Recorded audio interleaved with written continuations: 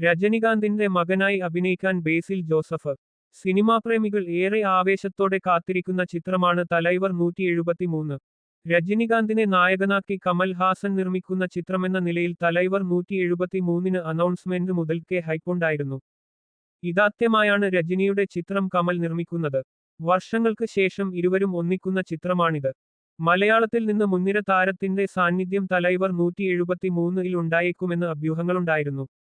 സംവിധായകനായും നടനായും തന്റേതായ സ്ഥാനം സ്വന്തമാക്കിയ ബേസിലിന്റെ പേരായിരുന്നു ഉയർന്നുകേൾക്കുന്നത്.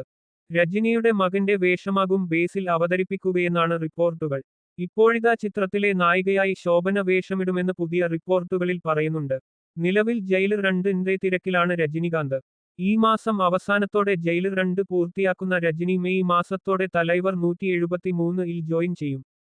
ഒക്ടോബറോടെ ചിത്രത്തിന്റെ ഷൂട്ട് പൂർത്തിയാകുമെന്നും അടുത്ത വർഷം പൊങ്കലിന് ചിത്രം തിയേറ്ററുകളിലെത്തുമെന്നാണ് റിപ്പോർട്ട്.